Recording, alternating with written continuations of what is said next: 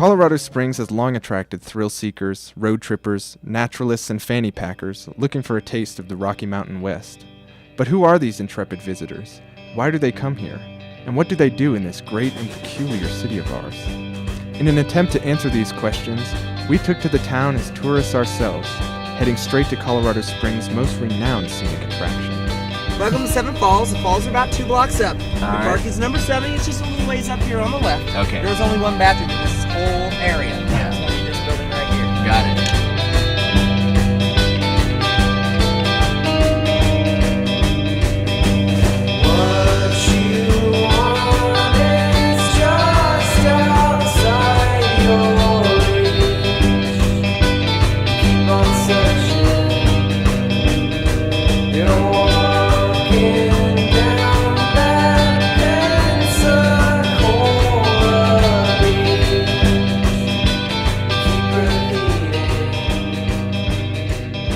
If you, like many Colorado Springs locals, have never made the drive up South Cheyenne Canyon, then you might not know that Seven Falls is one of the oldest tourist destinations in the area.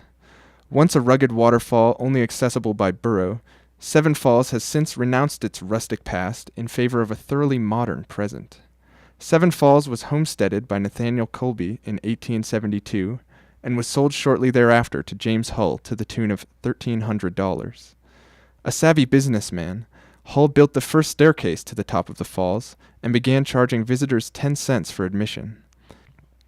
In 1905, Hull's family sold the falls to Mr. C.D. Weimer, who owned and operated the attraction until 1947, when it was purchased by Texas oil man Al Hill.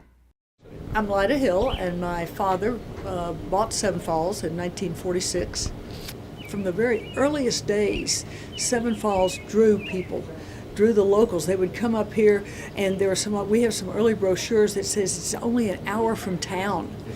And of course it takes you 10 minutes now from town, but it was only an hour from town in the early days to be able to get into the mountains. To get up here, they had burros.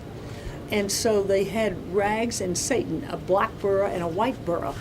And when they weren't needed any longer for people to ride up here, they had them at the foot of the falls. And so you would have pictures taken, and you probably have seen those inside in some of our displays, pictures on Rag and Satan. And they would, so people would go and get on them and get their picture taken. When my father bought the falls in 46, one of the things that there were 2 things that he did. First, he wanted to advertise, because there hadn't been advertising before, and he had this idea that advertising would be good. And the second thing was to light the fall. So we brought in a lighting firm from California, Wendell Lighting, who did the lighting for the canyon, and as far as we know, it is still the only fully lit canyon in the world.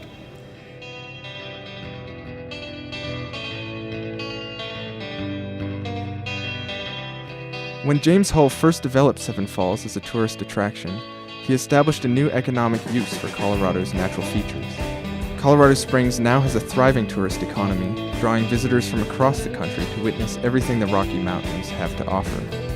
But in a state where so many natural wonders can be enjoyed free of charge, how can a waterfall become the basis for a business? And what unique challenges and opportunities does private ownership present?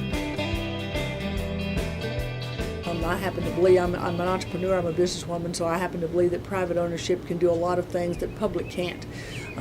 Public has to make sure everybody is happy with something, whereas private ownership can figure out what's right and go ahead and do it now and do it fast and get it done. The amount of conservation that we have continued to do is a very expensive upkeep for the canyon. Over the years, there have been lots of different things that have hurt the forest, and we find what is the proper thing to do and bring people in to do that. I feel like we've been very good stewards over the years so that people can come and still enjoy the wonders of the Rocky Mountains right here at the beginning of the mountains. We're from Harlem, New York City. We found out about Seven Falls from a guidebook and just came from the zoo. And now that It's magnificent. It's really cool. I was worth, walking up the 180 stairs, but I missed the big And we're still stair. talking. We haven't died yet. It's amazing. It's incredible. Especially It with is. the view It up is. here.